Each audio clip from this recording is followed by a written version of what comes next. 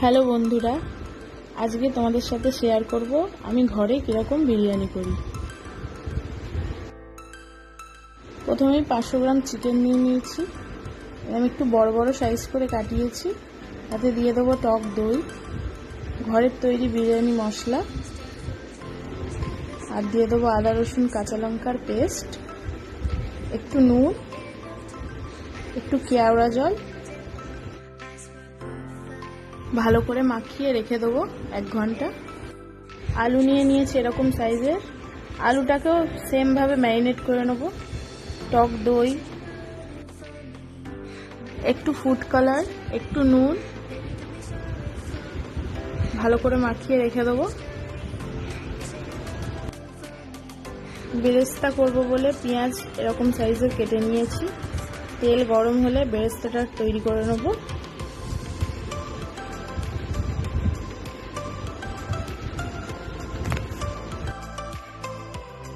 এরকম করে লাল লাল ভাজা হলে তুলে নেব। চিকেনের সাথে একটু মিশিয়ে রেখে দেবো। চাল নিয়ে নিয়েছি এখানে বাসমতি চাল, 1 ঘন্টা ভিজিয়ে রেখে দেবো জলে। ডেচকিতে জল গরম হলে গোটা গরম মশলা দিয়ে ভেজানো চালটাকে দিয়ে দেবো।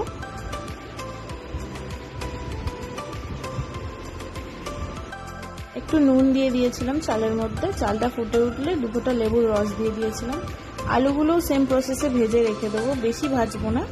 একটু লাল লাল হয়ে গেলেই তুলে রেখে দেবো। আলুগুলো তুলে রেখে ওই সেম তেলেতে চিকেনটাকেও করে নেবো। চিকেনটাকে কুক করে নেবো 70%, কারণ আমরা দমে বসাবো তো।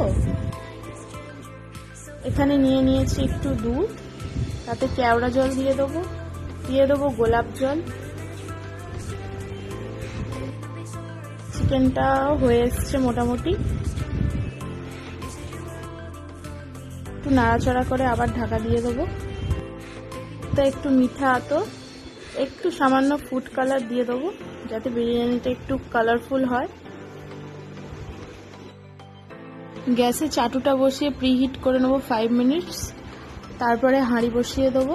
হাঁড়িটা একটু ঘি মাখিয়ে নিয়েছিলাম। দিয়ে দেবো ভেজে রাখা আলু, তার উপর দিয়ে দেবো আমাদের চিকেন, তারপর দিয়ে দেবো বেরেস্তার পর দিয়ে দেবো সামান্য টক দই, তারপর একটু ঘরে তৈরি বিরিয়ানি মশলা দিয়ে দেবো। তারপর যে মিশ্রণটা করেছিলাম দুধের, সেটা দিয়ে দেবো। তারপর চাল দিয়ে দেবো একে একে। তারপর দুধের মিশ্রণটা দিয়ে সামান্য ঘি ছড়িয়ে আটার লেই করে ঢাকা দিয়ে দেবো। থেকে 20 মিনিট দমে রাখবো। এই নিন তৈরি আমাদের হোমমেড বিরিয়ানি। খেতে দারুণ হয়েছিল। ভালো লাগলে অবশ্যই কমেন্টস করবেন, লাইক করবেন। Thank you.